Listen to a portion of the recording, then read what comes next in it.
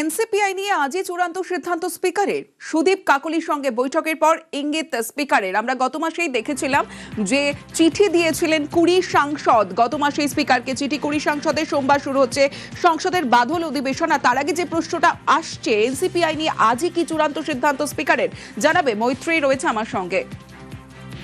দেখো, এখনো পর্যন্ত সেই সম্ভাবনার কথাই কিন্তু জানা যাচ্ছে। গতকাল সুদীপ বন্দ্যোপাধ্যায় এবং কাকলি ঘোষের সঙ্গে বৈঠক হয় স্পিকার ওম বিড়লার। তিনি এই ইঙ্গিত দিয়েছেন যে আজই সেই চিঠি চলে আসবে, যেখানে এই এনসিপিআই এর সদস্য 20 সাংসদ তারা যে পৃথক বসার আবেদন জানিয়েছিলেন, তাদের জন্য কোন আলাদা জায়গা বসার জায়গা অলট করা হচ্ছে, এবং একই সঙ্গে তারা যে আলাদা ঘর চেয়েছিলেন তাদের সাংসদদের বসার জন্য, এবং দলীয় কার্যালয় হিসেবে যেটা কাজ করবে সংসদ চত্বরে একটি ঘরের তারা আবেদন জানিয়েছিলেন, সেই বিষয়েও তাদেরকে আজকে চূড়ান্ত জানানো হতে পারে স্পিকারের তরফ থেকে। এবং যেটা আমরা এখনো পর্যন্ত জানতে পারছি সূত্র মারফত, যে এই এনসিপিআই এর যে নতুন 20 জন সাংসদ, তাদের দলনেতা হতে চলেছেন সুদীপ বন্দ্যোপাধ্যায়। এবং সঙ্গে থাকো।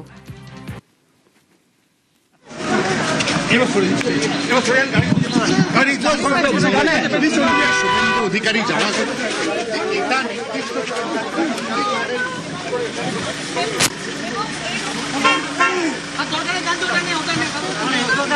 সেবা কেন্দ্রের উদ্বোধন করে বেরোচ্ছেন মুখ্যমন্ত্রী শুভেন্দু অধিকারী। বিধাননগরের নয়া সেবা কেন্দ্র, স্বাস্থ্যমন্ত্রীর সেবা কেন্দ্র, আর সেই সেবা কেন্দ্র উদ্বোধনে মুখ্যমন্ত্রী শুভেন্দু অধিকারী তিনি উদ্বোধন করে বেরিয়ে যাচ্ছেন।